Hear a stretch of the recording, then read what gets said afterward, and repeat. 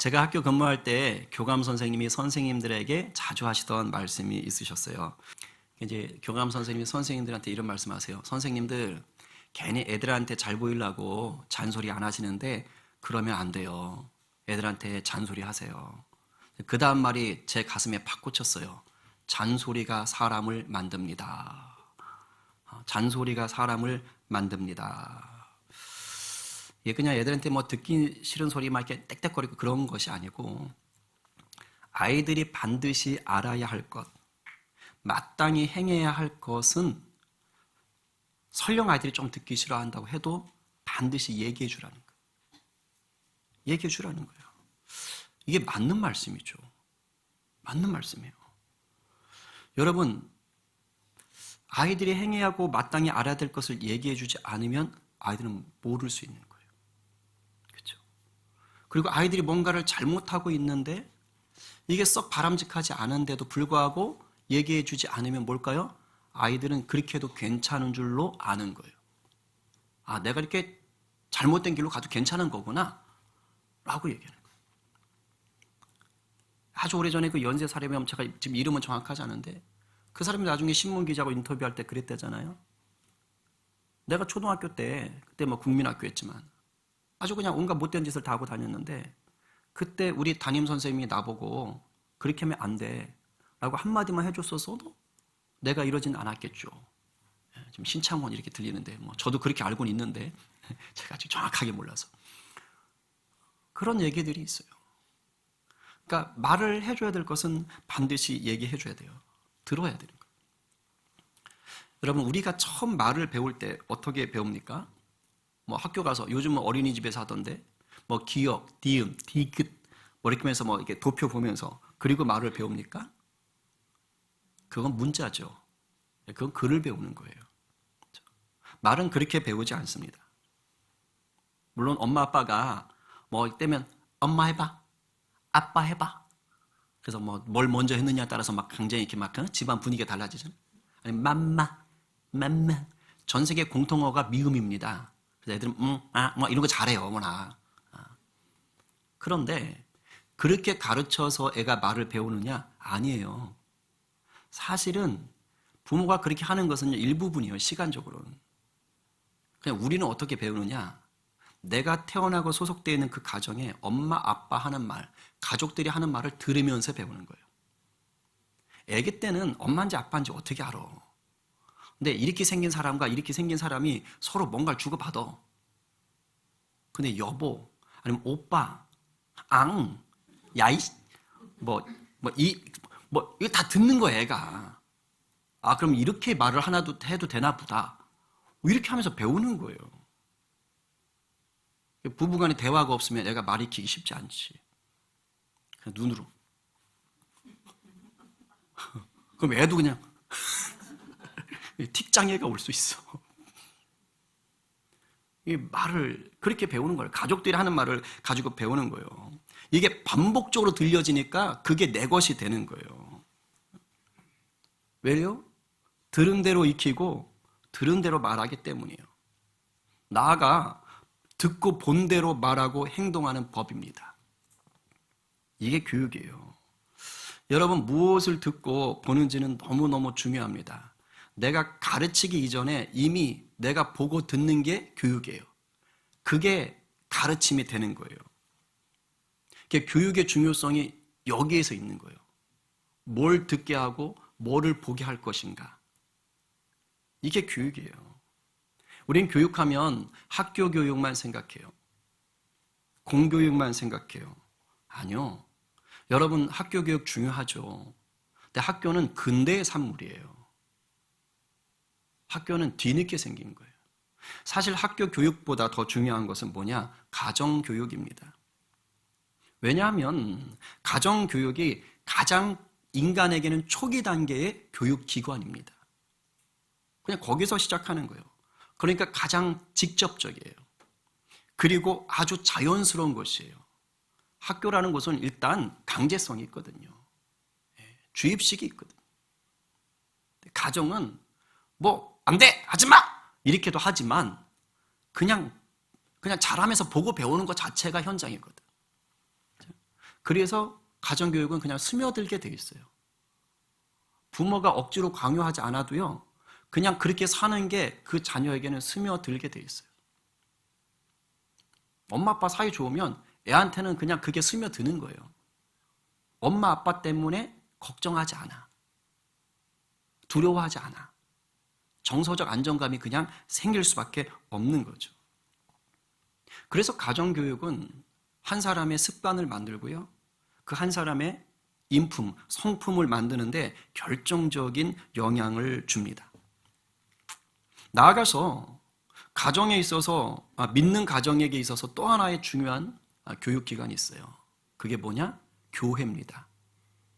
교회. 인정하시겠습니까? 교회. 교회는 여러분, 또 다른 차원의 가정입니다. 바로 영적인 영역이 어떤 것인지를 알려주고 그 영적인 훈련을 하게 하는, 그것을 보여주는 하나님 나라의 가정이에요. 본문에 나오는 오늘 아브라함 시대 같으면 교회란 개념이 없으니까 다 가정에서 해야겠지만, 오늘날 시대는 특히 가정이 가정으로서의 역할을 잘 못하거든요. 이 중에도 계실 텐데 어릴 때 가정이 좀 불우했던 분들 계실 수 있어요. 위기의 가정, 결손 가정, 이런 가정이 있을 수 있죠. 부모님이 사이가 너무 안 좋거나 여러 가지 과정이 있을 수 있어요. 그런데 교회를 잘 만나잖아요. 그러면 교회라는 가정을 통해서 육신의 가정이 주지 못하는 사랑과 치유와 회복과 지식과 안정감들을 누립니다. 이게 결정적이에요. 그래서 육신의 가정으로서는 참 부족하고 별 볼 일 없고 실패인 것 같은데, 교회라는 가정을 잘 만나면 그 영혼이 하나님 앞에 놀랍게 쓰이는 거예요. 제가 아는 목사님들, 많은 사역자들이요, 실제로 그랬어요. 실제로. 가정은 완전히 개차반이야. 그러니까 갈 데가 교회밖에 없어. 그냥 교회 가니까 권사님, 장로님, 집사님들이 왔냐? 배고프지? 밥 먹자. 우리 교회도 요 가까운 데 집 있어가지고 옛날에 왔다 갔다 많이 했는데, 그지?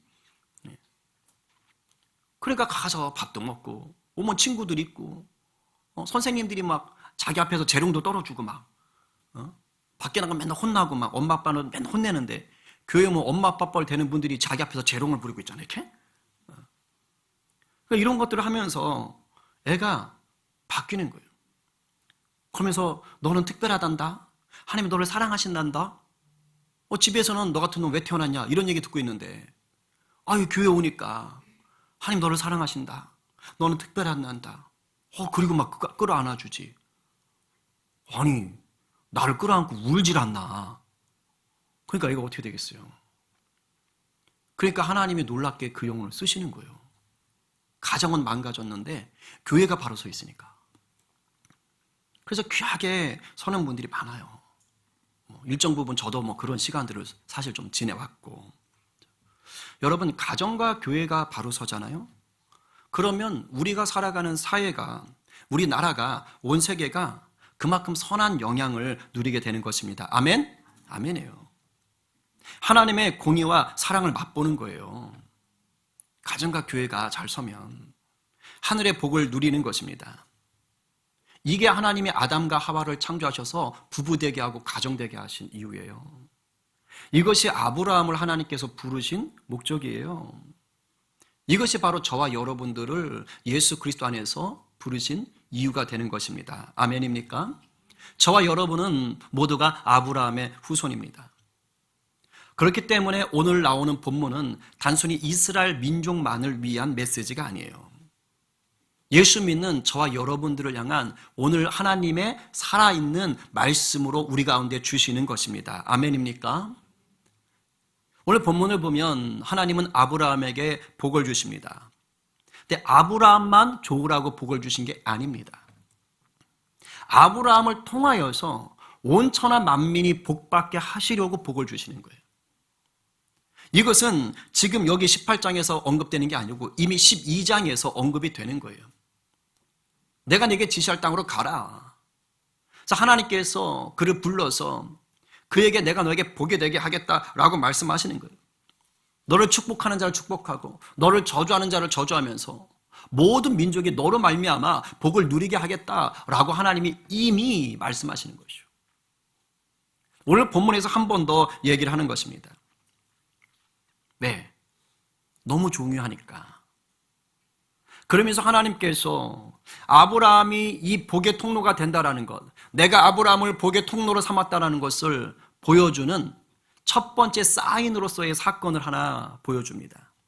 그게 오늘 본문 이 덩어리에 나오는 거예요. 뭐냐? 소돔과 고모라의 멸망 계획을 스포하시는 거예요.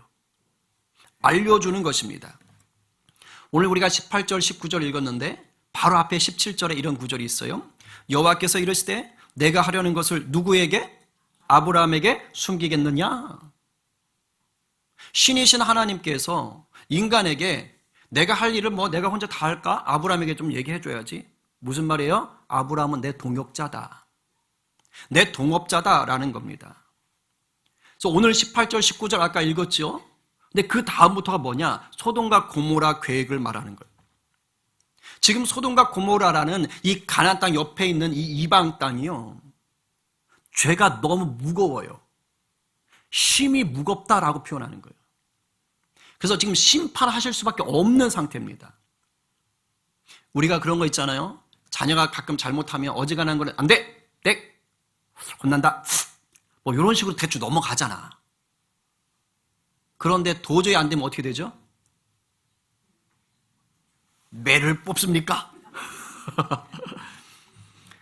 매를 드는 경우가 있어요. 아니면 호되게 혼내는 경우가 있어요. 좀 교양 있게 혼내시는 분들은 요즘 생각하는 의자 앉아 이래가지고 그런 식으로 하던데 그럴 수 있어요. 저는 매를 들어가지고 우리 하원이 막 아주 그냥 힘들어하고 우리 시원이 막 아주 그냥 경을 쳤던 적이 있지만 그런데 그런 경우가 될 때는 뭐가 있는 거예요? 이 이상 가면 안 된다 싶으니까 그렇게 하는 거죠. 하나님도 그렇게 하세요. 마지막 심판 때가 있는데 그 전에 하나님 보시면서 어느 누군가에게, 어느 공동체에, 어느 집단에게, 어느 민족에게 죄가 너무 무거워지잖아요. 그래서 하나님이 그냥 기다려보자 하면 안 될 지점이 되잖아요. 그러면 하나님 그때는 심판하시는 거예요. 지금 소돔과 고모라가 그런 상황입니다. 그래서 지금 23절부터 끝까지가 다 그 얘기를 해요. 근데 이 얘기를 듣고 아브라함이 간섭을 하는 거예요. 하나님의 계획에. 자기가 들었다고. 내용은 뭐냐면 하나님 소돔과 고모라에 그래도 하나님 말 잘 듣는 의인이라고 부를 수 있는 그런 사람 좀 있으면 그 사람을 봐서라도, 그 사람만이 아니에요. 그 사람을 봐서라도 저 소돔과 고모라를 좀 살려주면 안 될까요? 이 얘기를 하세요. 일종의 중보 기도죠. 이렇게 시작합니다. 읽어볼까요? 자, 23절, 24절 시작. 아브라함이 가까이 나아가 이르되 주께서 의인을 악인과 함께 멸하려 하시나이까? 그 성 중에 의인 50명이 있을지라도 주께서 그곳을 멸하시고 그 50의인을 위하여 용서하지 아니하시리까? 지금 이것을 아브라함이 몇 차례에 걸쳐서 하신지 아십니까? 50명부터 시작했어요. 몇 명까지 가죠? 10명까지 가죠. 그럼 몇 번 얘기하겠어요? 우리 이제 생각 안 하면 5번이겠구나 이렇게 하죠. 근데 중간에 45명이 있어요. 그래서 6번을 중보기도 합니다. 근데 아브라함도 자기가 좀 이렇게 좀 분위기가 그랬나 봐. 10명 밑으로는 안 내려가. 거기까지 기도하고 더 이상 가면 안 될 것 같은데 그리고 그냥 자기도 돌아가. 근데 잘 보세요. 우리가 결과를 알지만 소돔과 고모라를 지금 멸망시키려고 했는데 아브라함이 6번이나 하나님 살려주세요 라고 기도하는 소리를 들으셔서 자, 소돔과 고모라를 멸망시키지 않으셨나요? 아니면 멸망시켰나요? 멸망시켰어요. 자, 이 말은 무슨 말이냐면 하나님은 이미 그 성에 의인 10명이 없다는 것을 아셨을까요? 모르셨을까요? 아셨어요. 자, 소돔과 고모라의 의인 10명이 없어서 멸망할 수밖에 없다는 것을 이미 아셨고 멸망하기 위해서 지금 천사 보내는 거예요. 그런데도 불구하고 그 얘기를 아브라함에게 하셨고 아브라함은 6번이나 살려주세요라고 중보 기도를 합니다. 왜 이미 아는데 6번이나 아브라함의 기도를 들어주실까요? 아브라함 약 올리는 겁니까 지금? 왜 그럴까요? 여기 놀라운 비밀이 있는 거예요. 아브라함이 6번이나 그렇게 하나님 앞에 기도하는 게요, 그게 사실 하나님의 마음이에요. 하나님 마음이라고. 에스겔에 보면 이런 구절이 있어요. 제가 참 이렇게 좋아하는 구절이에요. 읽어볼까요? 시작. 죽을 자가 죽는 것도 내가 기뻐하지 아니하노니 너희는 스스로 돌이키고 살지어다. 아멘. 여러분, 죄를 짓고 당연히 심판받을 자가 심판받는 것인데도 불구하고 하나님은 그것을 좋아한다? 안타까워한다? 왜? 자기 형상으로 빚은 창조물이잖아. 우리 식으로 말하면 내 새끼잖아. 그러니까 죄를 짓고 마땅히 죄값을 받아야 되는 그런 영혼인데도 불구하고 하나님은 공의가 있어서 심판할 수밖에 없지만 그걸 좋아서 하시는 게 아니라 돌이키기를 원하는 거예요. 아브라함 대단하다, 6번이나 중복. 아니요. 그게 하나님 마음이라고요. 저 죽을 수밖에 없는 영혼들이 죽을 수밖에 없는 처지가 된 게 너무 가슴 아픈 거예요. 어떻게든지 살려놓고 싶은 마음인 거예요. 아브라함이 지금 그 마음을 대변해 주고 있는 것입니다. 그런데 죄인들이, 우리도 다 죄를 져봐서 알잖아요. 막 죄를 짓는데 내가 이것을 스스로 깨닫고 돌이키는 게 쉬워요, 어려워요? 그냥 이러면 안 되는데 이런 수준이 아니라 그것을 깨닫고 거기에서 죄에서 돌아오는 게 쉬워요, 어려워요? 다 해보셔서 알죠. 예. 지금도 은밀히 행하는 죄, 중독에 가까운 죄, 중독들, 이거 여러분들이 나쁜 걸 몰라서 못 끊어요? 아니요, 다 알아요. 근데 스스로 이게 안 돼요. 그러니까 하나님 어떻게 하시는 거예요? 선지자를 보내시는 거예요. 스스로 돌이키지 못하니까 계속해서 선지자 보내서 슈브, 돌아와라, 돌아와라, 돌아와라, 정신 차려라 라고 얘기를 하는 거예요. 그런데도 돌아와요, 안 돌아와요? 안 돌아와요. 그러니까 마침내 하나님이 누굴 보내신 거예요? 자기의 독생자 외아들 예수 그리스도를 보내셔서, 예수님 보내셔서 돌아와라가 아니라 아예 뭐 하는 거예요? 아들아, 네가 대신 죽어라예요. 네가 대신 죽어야 얘들을 살리겠다. 그렇게 하나님께서 일을 하신 것입니다. 하나님이 예수님을 통해서 하나님의 구원 사역을 완성해 내신 거예요. 근데 하나님이요, 아주 전략적이신 분이세요. 이 예수님이 누구의 후손으로 오신 거예요? 네, 마태복음 1장 1절. 어떻게 써 있어요? 아브라함과 다윗의 자손 예수 그리스도의 계보라. 그러니까 예수 그리스도의 계보인데 제일 먼저 조상이 누구로 지금 이름이 올라가 있는 거예요? 아브라함으로 올라가 있는 거죠. 그러니까 하나님의 이 놀라운 구원 계획을 직접적으로 보여주시기 시작한 첫 단추가 아담으로 얘기한 게 아니고 지금 누구로 얘기하고 있어요? 아브라함으로 얘기하는 거예요. 근데 놀라운 것은 이 아브라함은 원래부터 하나님을 믿던 가나안 사람이었습니까? 아닙니다. 아브라함 고향이 어디입니까? 갈대가 많은 곳? 이건 힌트. 갈대아 우루. 그죠? 오늘날로 말하면 이라크 남부 지역이에요. 이라크 남부 지역. 아브라함이 거기에서 하나님 믿었을까요? 아니요. 아예 하나님 몰라요, 거기는. 우상들의 나라입니다. 여호수아 보면 이렇게 써 있어요. 여호수아가 모든 백성에게 이르되 이스라엘의 하나님 여호와께서 이같이 말씀하시기를 옛적에 너희의 조상들 곧 아브라함의 아버지 나홀의 아버지 데라가 강 저쪽에 거주하여 다른 신들을 섬겼으나, 다른 신들, 그냥 다른 신도 아니야, 다른 신들, 우상들을 섬겼어요. 유대인들의 전통에 의하면 데라는 우상을 만들던 장인이었다고 그래요. 그럼 아브라함도 뭐 했겠어요? 아버지 따라 우상 만들었겠지 뭐. 예수님이 목수였듯이 아버지 따라서. 그런 우상을 섬기던 아브라함이었다고요. 근데 하나님이 뭐 하는 거예요? 은혜로 선택하시는 거예요. 왜요? 우상을 섬기던 그런 헛것에서 건지셔서 하나님을 섬기는 자로 부르셔서 새 일을 행하고 싶으셨던 것입니다. 할렐루야. 저희도 똑같잖아요. 하나님 모르던 백성에서 하나님의 은혜로 구원하신 거 아닙니까? 하나님의 그 일을 지금 시작하시는 것입니다. 그런데 아브라함만 부르신 게 아니라는 거예요. 아브라함을 나라로 만들고 싶은 거예요. 그래서 하나님을 왕으로 모신 나라는 이런 복을 받는다라는 것을 열방에 보여주고 싶은 거예요. 마중물, 샘플, 모델 삼고 싶은 거예요. 그 작업을 아브라함부터 시작하시는 겁니다. 그 말을 18절에서 한 거예요. 다시 읽어봐요. 시작. 아브라함은 강대한 나라가 되고 천하 만민은 그로 말미암아 복을 받게 될 것이 아니냐. 이게 군사력이 강한 나라를 뜻하는 것이 아니에요.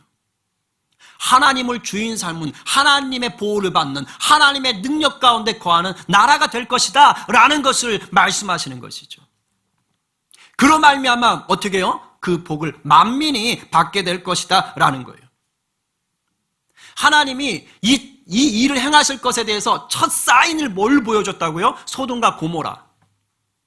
그 땅에 죄가 가득한 땅. 겉으로는 실패로 끝났어요. 그러나 아브라함의 6번의 중보를 통해서 보여준 게 뭐예요? 하나님의 마음을 아는 한 사람이 있다. 하나님을 위해서 간절히 기도하는 하나님의 복을 흘려보내기를 원하는 그 한 사람이 있다라는 것을 하나님이 소돔과 고모라를 통해서 보여주신 거예요. 이 사람이다. 여러분이 그와 같은 자들 되는 줄로 믿으시기 바랍니다. 아멘이요. 그러나 이 소돔과 고모라 사건은 아브라함이 강대한 나라가 되어서 행한 것이 아니죠. 혼자 일대했어요. 그러니까 이것은 일종의 예고편이야. 쇼츠. 이제 강대한 나라로 흘러가야 되는 거예요. 우리가 잘 알듯이 아브라함이 요 소돔과 고모라 할 땐 자식이 없어. 그러나 하나님은 이 일을 착착착 진행해 가시죠. 이스마엘과 이삭 중 누굴 선택합니까? 이삭을 선택해요. 그리고 이삭 중에서 또 누굴 선택해요? 아들로? 야곱을 선택해요. 나중에 야곱의 이름이 바뀌지요. 무엇으로 바뀝니까? 예, 이시로 바뀝니다. 그래서 이시 조선인가? 큰일 납니다. 그렇죠? 이스라엘.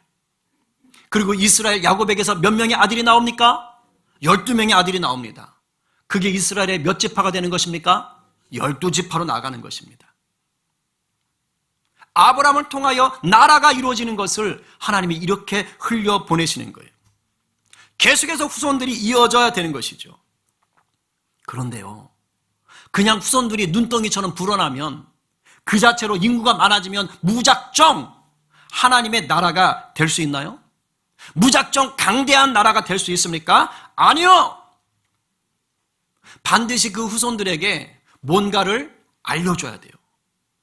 반드시 가르쳐줘야 될 게 있어요. 잔소리처럼 들려도 가르쳐줘야 될 것이 있어요. 그게 뭔지 아세요? 하나님이 저 우상의 땅 갈대아 우르에서 아브라함 할아버지 우리의 시조를 부르신 이유가 뭐래요? 요걸 가르쳐야 되는 거예요. 하나님의 꿈이 무엇인지를 가르쳐줘야 돼요. 아브라함을 통해 나라를 만들고 그래서 온 세계가 복받게 하시려는 그 꿈이야. 이스라엘만이 아니라 우리를 통하여 온 땅에 복받게 하는 게 하나님이 아브라함을 부르신 꿈이야 라는 것을 전달 누리게 해야 되는 거예요. 그 말이 19절입니다. 읽어볼까요? 시작. 내가 그러 그 자식과 권속에게 명하여 여호와의 도를 지켜 의와 공도를 행하게 하려고 그를 택하였나니 이는 나 여호와가 아브라함에게 대하여 말한 일을 이루려 함이니라. 말이 좀 어려워요? 자, 쉬운 성경으로 쉽게 볼게요. 우리 어린아이들이 있어서 그래요. 자, 시작. 나는 아브라함이 자기 자녀들과 자손들을 가르쳐 여호와의 길을 잘 따르게 하기 위해 그를 선택했다. 그의 자손이 아브라함에게 배운 대로 하면 나 여호와가 아브라함에게 한 모든 약속을 지키겠다. 할렐루야. 아멘. 아브라함에게 주시는 복은 결국 누구를 위한 복이에요? 후손들을 위한 복입니다. 즉 하나님의 말씀을 후손들에게 잘 전하라는 뜻이에요. 그런 복을 누린다는 거예요. 근데 어떻습니까? 민족적으로 혈육적으로 이스라엘이 지금 이 아브라함에게 전달된 이 복을 잘 전해받아서 지금 하나님이 원하시는 강대국으로 남아있나요? 아직 아니에요. 저는 뭐 완전히 실패했다고는 보지 않아요. 왜? 신약의 말씀에서 회복을 명하셨기 때문에. 근데 지금은 아닙니다. 눈에 보이는 민족적, 혈육적 아니에요. 로마서에서 아니라 그랬어요. 하나님의 말씀을 잘 전달하지 못했어요. 하나님의 말씀을 다음 세대에게 잘 전달하지 못했다, 잘 가르치지 못했다, 요게요 성경의 대표적인 사건으로 성경책으로 아예 하나가 들어가 있어요. 66권 중에. 하나님의 말씀을 제대로 가르치고 전달하지 못할 때 어떤 일이 벌어지는가, 요걸 아예 하나님이 보여주고 싶어서요 그냥 성경 한 챕터로 딱 넣어놨습니다. 어딘 줄 아세요? 66권 중에? 네, 사자로 시작해요. 사사기입니다. 사사기. 하나님이 여호수아를 통해 약속의 땅 가나안을 점령하게 하십니다. 여기까지는 아시죠? 고개를 끄덕여 주시면 제가 힘이 납니다. 그렇죠? 자, 그러면 여호수아의 다음 세대는 어떻게 하는 게 순리에 맞아요? 잘 보세요. 자, 이집트에서 포로 생활하던 자들을 하나님의 내 백성이다 하고 모세를 통해서 구출했어요. 국민을 만들었어요. 자, 그 다음에 시내산에 불러가지고 하나님의 법을 주시면서 내가 너희들의 주인이다, 내가 너희를 돌보겠다, 독수리 날개처럼 업어 키우겠다 하면서 하나님의 주권을 선포해 놓으셨습니다. 자, 국민 주권. 자, 나라의 나머지 하나 요소 뭡니까? 영토 땅이죠. 내가 너에게 가나안 땅을 주겠다. 그래서 모세가 가다가 출애굽 버전들은 다 그 땅에서 죽고, 이제 뭐 하는 거예요? 광야 세대가 일어나서 마침내 여호수아랑 약속의 땅으로 들어갔어요. 국민, 주권, 땅이 세 가지가 모아졌어요. 자, 그러면 그 다음 여호수아 다음 세대는 어떻게 가는 게 복이 좋아요? 땅을 받았으니까, 국민과 주권을 가졌으니까 보란 듯이 하나님 나라가 되어야 됩니까? 무너져야 됩니까? 되어야죠. 이게 하나님이 꿈꾸던 것이죠. 그런데 여호수아서 다음이 사사기거든요. 그럼 사사기에 가가지고 하나님의 영광이 넘쳐났더라. 그래서 모압과 암몬과 아람과 블레셋에 하나님의 영광이 흘러가더라. 이러면 얼마나 좋아. 근데 그게 아니라니까. 사사기는요 영적 암흑이에요. 영적 암흑. 갈수록 더 꼬여요. 사사기를 대표하는 구절이 뭐예요? 이놈의 인간들이 지들 하고 싶은 대로 해가지고 나라가 엉망이 되었더라, 이거예요. 자기 소견에 오른 대로.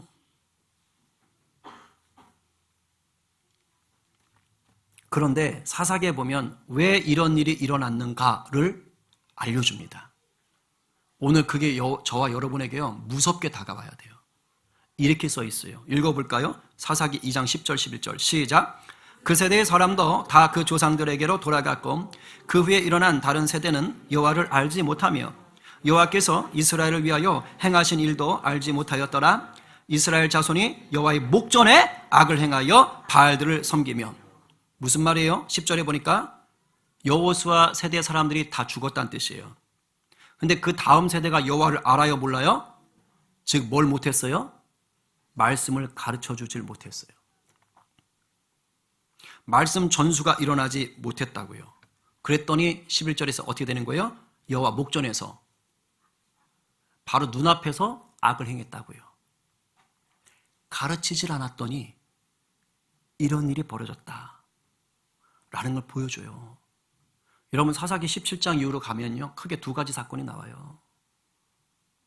하나님의 전을 섬겨야 될 레위 지파가 미가라는 한 개인에게 돈에 매수되어져서 그 사람을 위한 레위인이 돼요. 그리고 그 뒤쪽에 가면요 레위인이 첩을 얻어가지고 그 첩이 행음하니까 나중에 뭐 하는 거예요? 말하기도 끔찍한 그런 일들을 해가지고 아예 한 족속 자체가 없어져요, 지파가. 그런 끔찍한 일들이 벌어진다는 거예요. 종교적으로 윤리적으로 타락할 대로 타락해버린 그런 시대를 얘기합니다. 이런 역사가요 계속 반복된 거예요. 그래서 마침내 마지막에 예수님이 오셔서 하나님은 예수님을 통해 아브라함의 약속을 성취하시는 거죠. 그래서 어떤 일이 벌어졌느냐, 십자가 사건 이후로는 이제 혈육적 민족적 이스라엘이 아니라 예수 그리스도를 믿는 모든 자들이 우리 주님 안에서 아브라함의 후손이 되었습니다. 할렐루야. 제 말이 아니고 성경에 써 있습니다. 읽어볼까요? 자, 시작. 너희는 유대인이나 헬라인이나 종이나 자유인이나 남자나 여자나 다 그리스도 예수 안에서 하나이니라. 너희가 그리스도의 것이면 곧 아브라함의 자손이요 약속대로 유업을 이룰 자니라. 할렐루야. 아멘. 예수 그리스도 안에서 유대인뿐만이 아니라 이제 이방인들도 남자나 여자나 노인이나 어린이나 예수 그리스도를 믿으면 모두가 하나님의 자녀라는 거예요. 그래서 영적으로 아브라함의 후손이 되었다는 거예요. 이건 단순히 호적이 바뀐 것이 아니라 아브라함에게 약속한 그 복이 바로 우리들의 것이고 우리들의 후손들의 것이라는 것을 말씀해 주신 것입니다. 아멘. 아멘이에요. 그러니 저와 여러분은 복으로 복의 통로로 부름받았습니다. 옆에 분에게 선포하세요. 당신은 복의 통로입니다. 믿음으로 선포하시는 거예요. 집에서는 네가 그럴지라도 이게 진짜입니다. 집은 아직 모르고 있는 거야, 그거를. 소희야, 복의 통로야.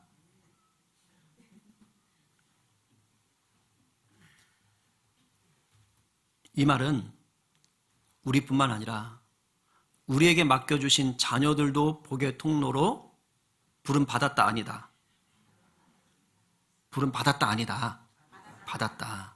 자, 그런데 이제 잘 들으셔야 돼요.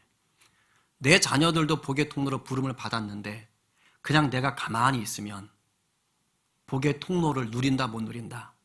못 누린다. 그게 사사기요. 먼저 믿은 내가, 먼저 믿은 우리가 내 혈육인 자식에게 또는 교회 공동체 후배들에게, 교회 공동체에 있는 아이들에게 부지런히 뭘 가르쳐요? 복음, 말씀을 가르쳐야 돼. 입만 털면 안 되고 삶이 보여줘야 된다고. 그러니까 목사님 저는 자녀가 없는데요. 저는 홀로 사는데요. 우리 애들 다 커서 출가했는데요. 교회 수두룩 하잖아, 교회. 교회 있잖아요. 교회가 얼마나 중요한 가정인데요. 우리가요, 게으르면 안 돼요. 그냥 나만 복 받고 잘 살지? 큰일 납니다. 하나님이 나에게 약속하신 복은 나를 통하여 흘러가게 되어 있어야 돼요. 그게 진짜입니다. 그래야 온 세상이 하나님을 맛보는 거예요. 우리가 이 사명을 망각하고 게을리 살면 죄송하지만 우리는 어찌저찌 하다가 그냥 부끄러운 구원받아 천국 갈지 모르는데 우리 자녀 세대는 어떡하라는 거예요? 그렇게 끔찍히 아끼는 내 자녀들은 어떻게 하라는 거예요? 1900년대 초에 미국의 교육학자 A. 원십이라는 박사가 주목할 만한 연구 보고서를 냅니다. 주크스 에드워즈 Education Heritage Study and in 해석하면 교육과 유전에 관한 연구 이런 것 정도 돼요. 이게 뭐냐면 조나단 에즈워즈라는 사람의 가문과 후손과 그다음 맥스 주크라는 이 사람의 후손, 이거를 150년 동안을 추적 관찰하는 거예요. 그러면서 그 과정에 교육에 의한, 저게 말을 합치면 의역하면 교육적인 유전이에요. 얼마나 잘 가르쳤느냐. 그래서 그것이 직계 자손뿐만 아니라 후손들에게까지 5대, 5 generation이라고 제가 책을 보니까, 원문 보니까 그렇게 써 있어요. 5대까지를 관찰하면서 어떤 식으로 영향력을 주는가, 가정교육이 어떠한 영향을 주고 있는가를 본 거예요. 조나단 에즈워즈는 누구냐? 1730년부터 40년대에 미국의 제1차 영적 대각성, 부흥운동이 일어납니다. 그때 그 대각성 운동, 부흥 운동을 이끌었던 목사님이에요.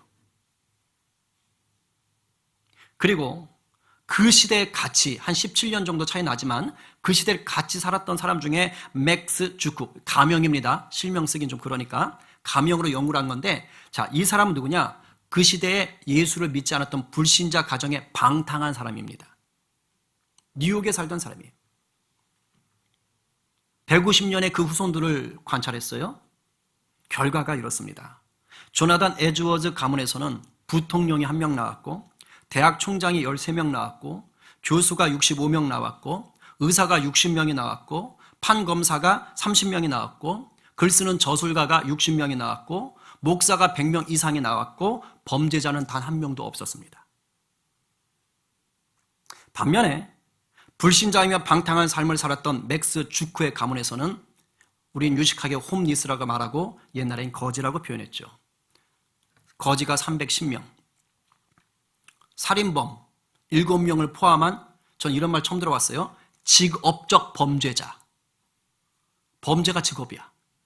그런 사람들이 150명, 알코올 중독자 100명, 그리고 게을러서 가난해서 일을 안 해서 못해서 정부의 보조금으로 살 수밖에 없었던 사람들이 그 후손들 여자들 절반 이상. 완전히 다른 삶이죠. 감리교단을 창시한 존 웨슬리라는 목사님이 있어요, 영국에. 그리고 그 동생은 찰스 웨슬리인데 6,000곡이 넘는 찬송가를 작사 작곡해요. 우리가 잘 아는 곡은 예수 부활했으니 할렐루야, 요 찬양 같은 거. 만입이 내게 있으면, 뭐 이런 찬양을 쓴 분이에요.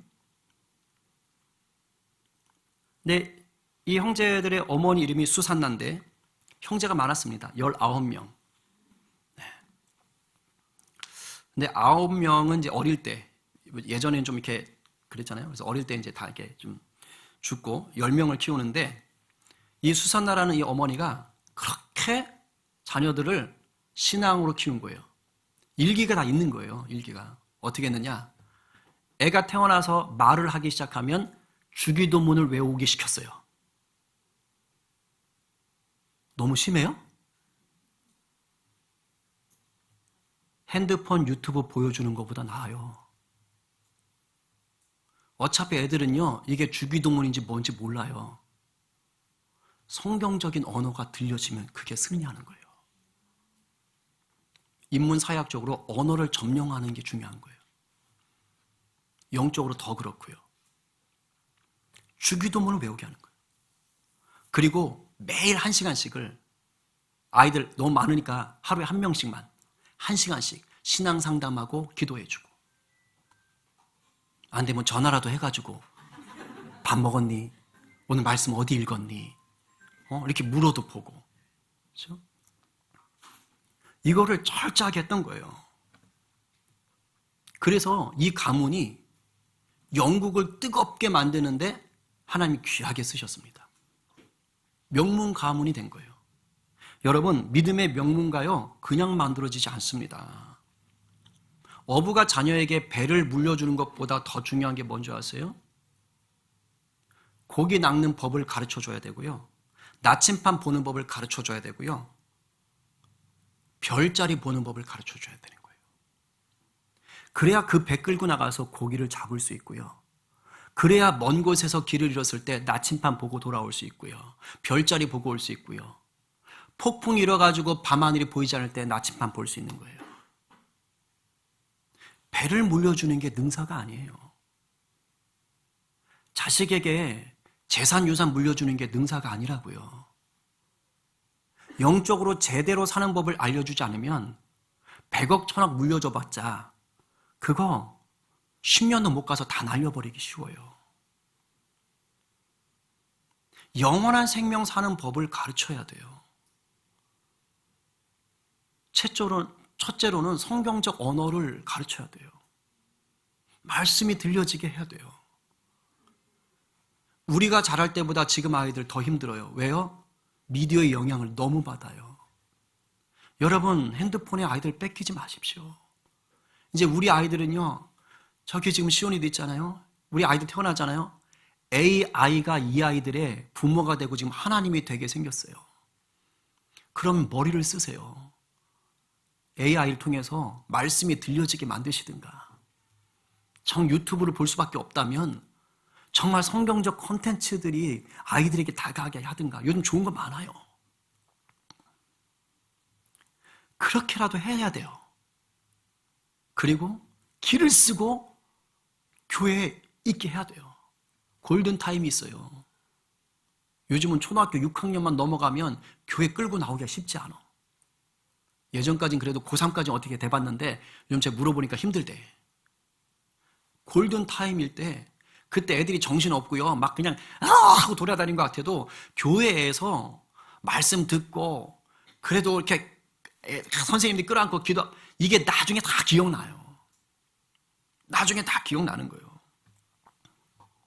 여러분, 믿음의 명문 가정 만드는 것도 중요하지만 이 세대가 믿음의 명문 가정이 아닌 집이 너무 많잖아. 그럼 믿음의 명문 교회라도 돼서 나로부터라도 시작해야지. 아니, 똑 까놓고 하나님 우리 집은, 죄송해요 이런 표현 써서, 하나님 죄송합니다, 개뿔 아무것도 없어요. 그러면 여러분부터 시작하면 되잖아. 아브라함도 그 아버지 때까지는 아니었다고. 하나님이 아브라함을 부르셨잖아. 아브라함이 왜 중간에 한 번에 못 오고 하란에 간 줄 아세요? 가부장 사회라 데라 아버지가 여기가 좋다, 하란에 머물자, 그래서 못 온 거예요. 아버지 살아계실 동안은. 여러분의 지금 가정이 그럴 수 있다고요. 부모님 때문에 참아, 아니면 집안 분위기가 엉망, 그럴 수 있어요. 그러면 여러분이 끊으시면 되잖아. 그걸 나로부터 시작되리. 내 자녀만큼은 이걸 대물림하지 않으리라. 내 자녀만큼은 아브라함의 복을 물려주리라. 이 교회에 있는 아이들만큼은 내가 자녀는 없지만 이 아이들이라도 품으리라. 여러분들에게 내가 너희에게 준 아브라함의 복을 어떻게 할래? 내가 이 영혼들 너희들한테 맡겼는데 어떻게 할래? 어떻게 할래?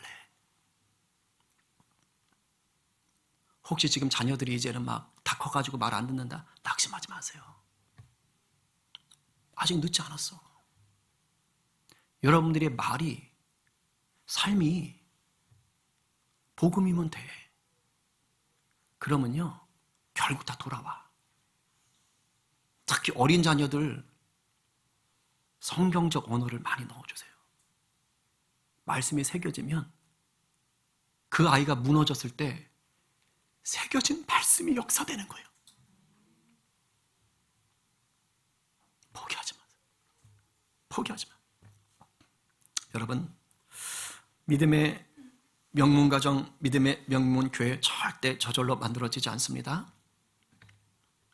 말씀이 자녀들에게 들려지고 말씀대로 사는 삶이 보여질 때, 그때 하루하루 뿌리 내리고 싹을 틔우고 줄기가 자라고 열매가 맺히는 거예요. 오늘 누가 우리를 예수 그리스도 안에서 아브라함의 후손으로 불러 복의 통로가 되게 하신 주님을 찬양하시겠습니까? 오늘 누가 복의 통로로 부르신 주님의 계획에 감사하며 명문 가정, 믿음의 명문 교회를 세워 세상에 하나님 나라를 펼쳐가시겠습니까? 오늘 말씀에 아멘으로 화답하며 말씀이 육신이 되는 삶을 살기로 결단하는 우리 모두 되기를 간절히 축원합니다.